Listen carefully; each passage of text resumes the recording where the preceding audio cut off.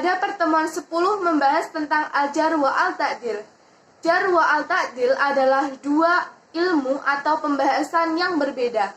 Jar adalah ungkapan untuk mencatat seseorang yang dengan perkataan tersebut ia akan ditolak. Jar itu sendiri terdapat beberapa tingkatan. Yang pertama, orang yang paling dusta.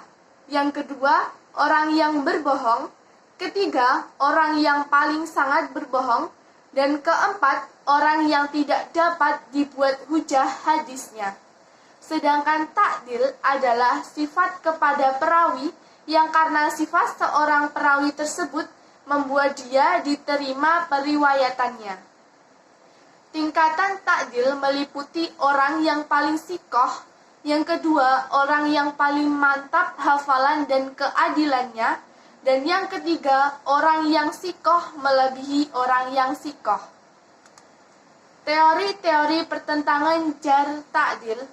Teori pertama, ta'dil didahulukan apabila seseorang perawi dipuji namun juga ada yang mencela, maka didahulukan yang terpuji. Teori kedua, jar didahulukan atas ta'dil. Apabila dicela dan dipuji oleh para perawi, maka yang didahulukan adalah mencela. Teori ketiga, apabila ada pertentangan yang memuji dan mencela, maka yang harus didahulukan adalah memuji, kecuali yang mencela menyertakan penjelasan dan sebab yang kuat. Pada pertemuan ke-11 membahas tentang perawi hadis.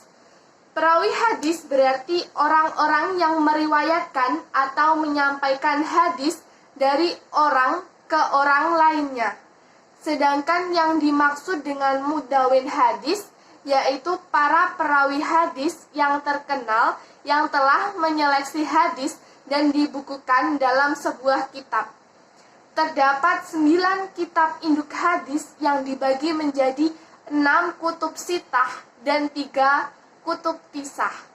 6 kitab induk hadis yang pertama adalah Imam Bukhari, yang kedua Imam Muslim, yang ketiga Imam Nasai, yang keempat Imam Abu Daud, yang kelima Imam Tirmizi, dan yang keenam Ibnu Majah. Sedangkan 3 induk hadis yang pertama adalah Imam Ahmad, yang kedua Imam Malik, dan yang ketiga Imam Darimi.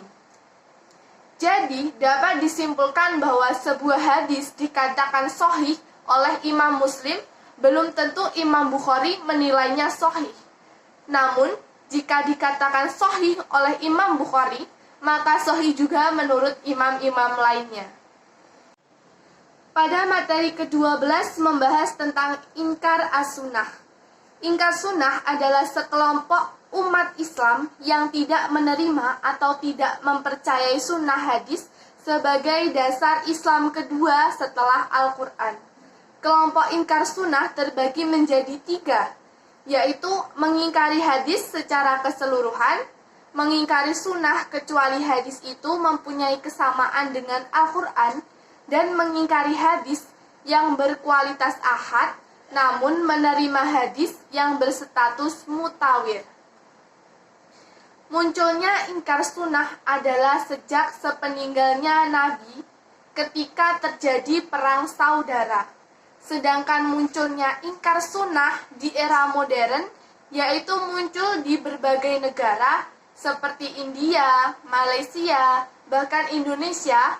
Kemunculannya bersifat pandangan pribadi namun disebarluaskan untuk menambah pengikut. Sekian materi yang dapat saya sampaikan, ada kurang lebihnya saya mohon maaf. Wabillahi taufiq wal hidayah wa ridha wa inayah. Wassalamualaikum warahmatullahi wabarakatuh.